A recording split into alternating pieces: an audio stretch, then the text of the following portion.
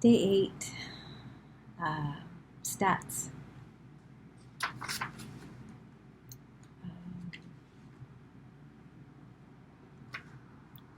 17 containers of tea, 6.5 cups of coffee, 15 cans of sparkling water, and 1 cup of flat water.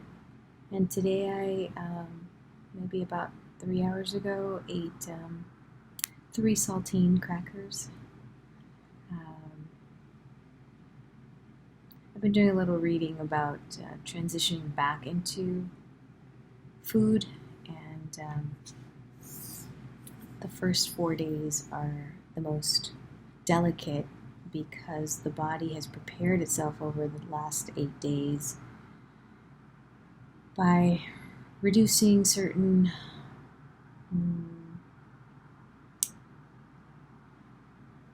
chemicals that it releases, and suppressing some and increasing some, so it's dangerous.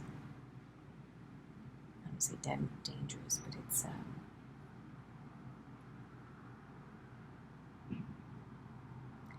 it's worth taking care. Today's theme is going to be around those difficult conversations to have with our colleagues and family members that may not see it the way we see it. Actually, the reason this comes up is because so many people in the last couple of weeks have been experiencing this deep, heavy heart around this worldwide lynching, is what I'm calling it. It's an awakening for people who had no idea that there were two justice systems.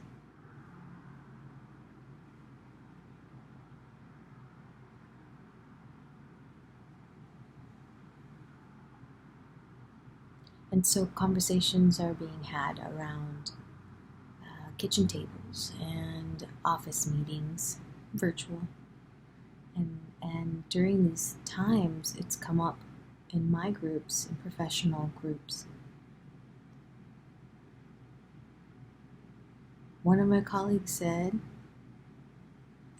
what about due process for the officers? What about maybe we should be thinking about the families of the officers? And such.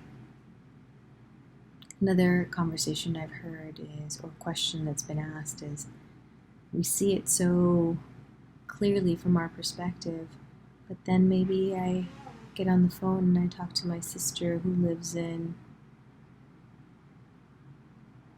somewhere else, somewhere in the middle of the country, and she has a different narrative. She has a completely different take on it.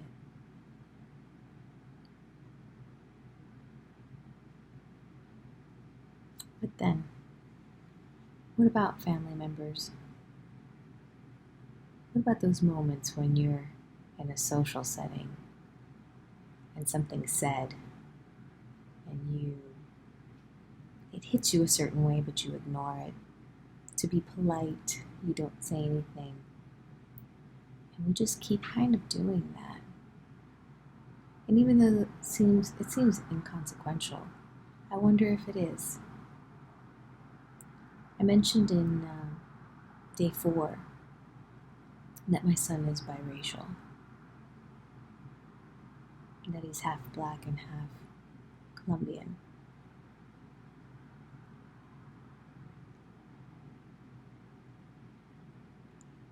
Before I married his father, one of my family members said to me,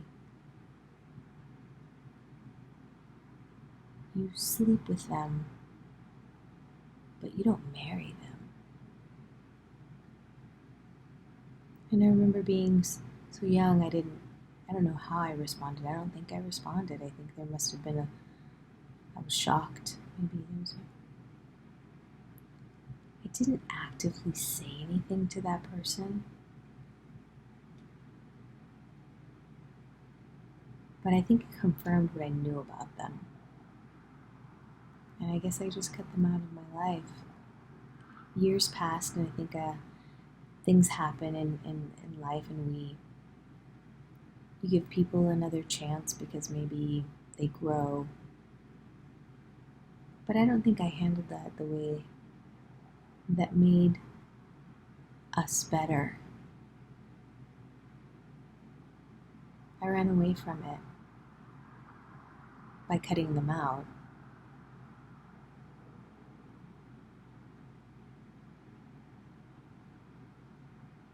But in our families or in our circles, we have people, we hear things.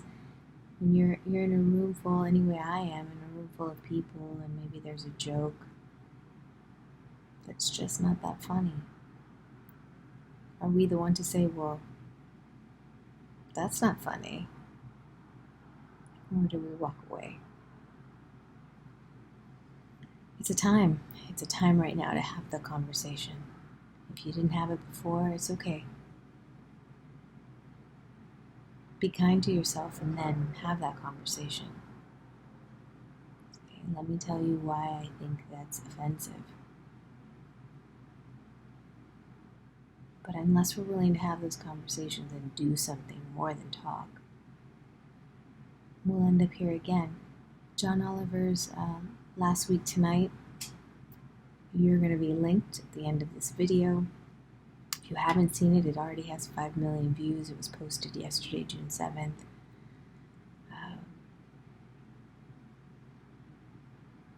Excellent. And Kimberly Jones, thank you. So I think I've never not eaten for 8 days in a row. I think all I can think about is food.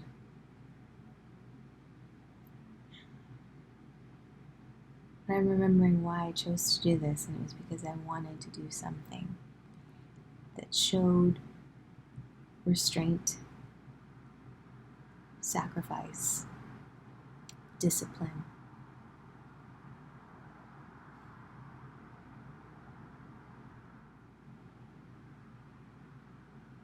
If anything's going to change,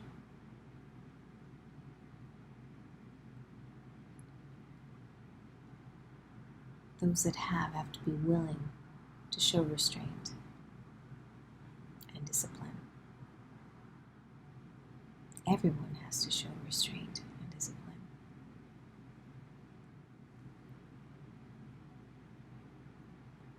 I'm a teacher, and in that position I have some authority.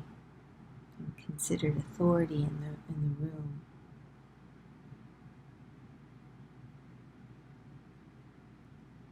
But if I don't build a sense of community with my students, if I don't let them know that I'm them, that I'm only the lead learner in the room, that I'm only the lead problem solver in the room, that I'm just their guide, and the authority that I have isn't taken from them, that I hope that they give it to me, and that the authority that the leader has is for the sake of those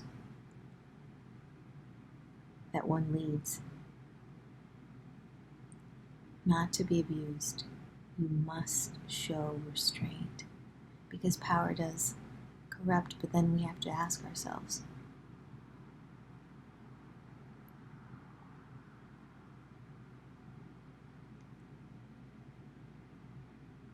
when you were given the authority to make decisions for a whole group of people, when did it become okay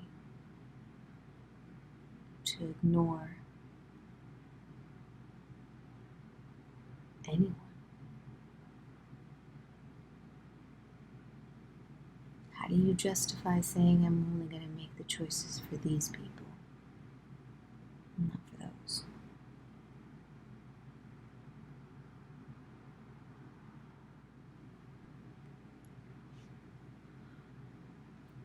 Alright, well, I will see you tomorrow on the last day of our video diary, day 9. Thanks for watching.